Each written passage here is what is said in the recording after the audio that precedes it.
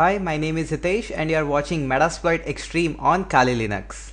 Below is my web homepage, and as I always say, don't forget to drop me your feedback, as your feedbacks are really important for me.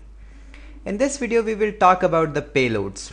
We have already discussed how to use your payloads in the combination of exploit and payload.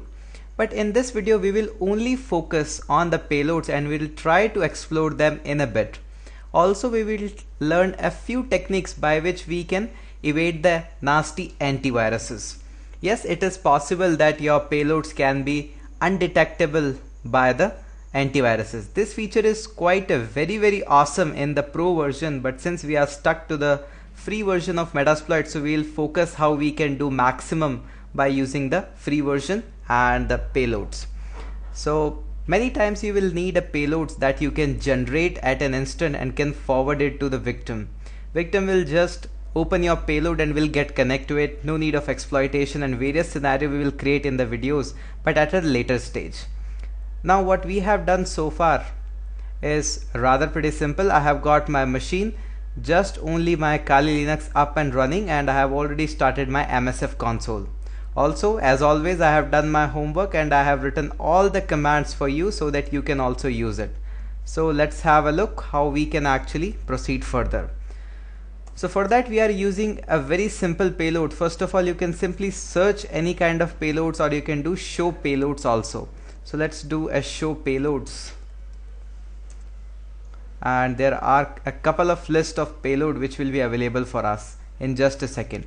So what we have done, we have got this simple payload to be used. This is Windows shell bind TCP that we are already being using in so much of our exploitations. So let's have a quick look on this exploit only. So we have got our payload Windows shell bind TCP. Okay, so since we are in this payload, now what we need to have, we have simple a generate command. It will generate the payload, and you can use this payload as it is just by copying it, but it's really not the feasible way to use it. So let's explore more about the things by using the -h option. So generate -h will give you the help options, like suppose we have got -b option and we have got -e option for encoding and likewise. Also you will notice we have got a -t option that says you can change the output format of your file, like you can give someone to a Java file. Your friend is suppose having a Java runtime environment, you can simply pass a Java file and can say, hey friend, this is a Java file and kindly open the source code. Once the friend will try to open the file, and here what we have done is completely over. We can simply get a shell over there, or we can do a lot more out here. Okay, so what we can do, when we have seen in the previous time, if we simply click on to the generate, what we notice out here, that this payload is contained, first of all, this is of 341 bytes, and we also notice that it definitely is going to contain various malicious character, and one of the favorite malicious character of all antivirus is the null character. So by using the -b option, that is -b, we can exclude all these things, like just by giving don't include the null character. So it will not include the null character. Okay, it has created so quickly everything, but you will notice here that now this is of 368 byte, and previously if I scroll a bit, previously it was 341 byte only. Now since byte increment is obvious, because what payload is trying to do, it is trying to replace those particular null bytes with some other values so that our entire payload is functional. So this is quite a simple way to actually make your payload being running. Also you can try to avoid various different characters, but what will happen when you will try to avoid different various malicious characters, chances are high that your payload may not be functional at all. So it's really a good point to actually learn how to encode your payloads. So let's try to explore how to encode the payloads.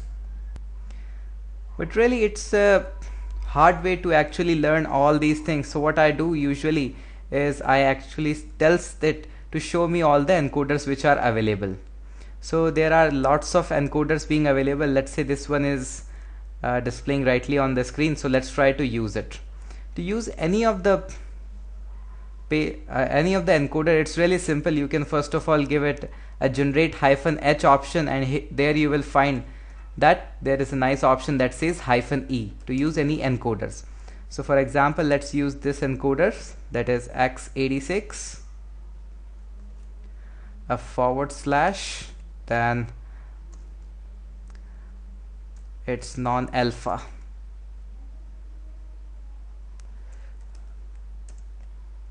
Now it will encode my things, but definitely chances are high that we have got some things rising up in our byte value.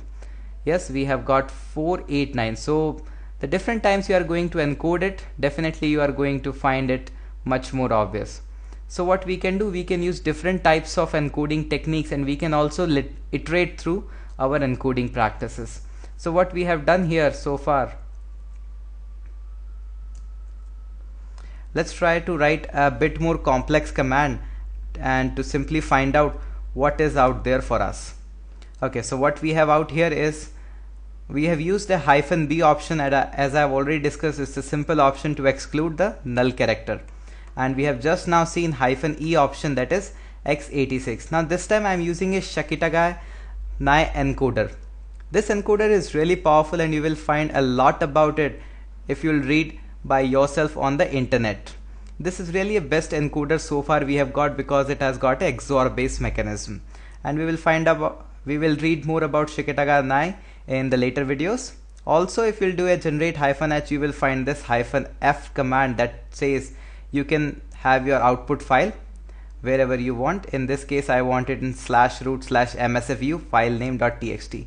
So this is my plain simple file, and all my output will get into that particular file.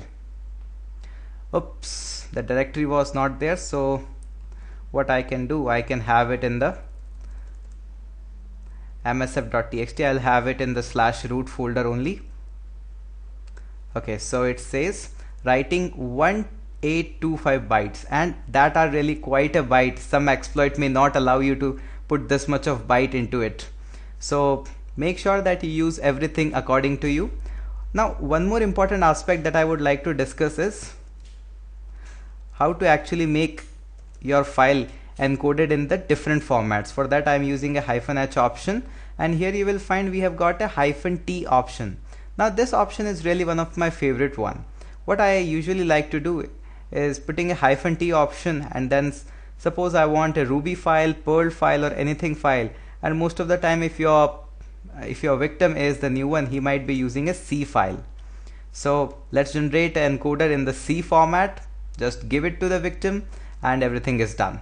So by the end of the series, you will definitely going to see everything with the suspicious things, that everything can contain malicious thing.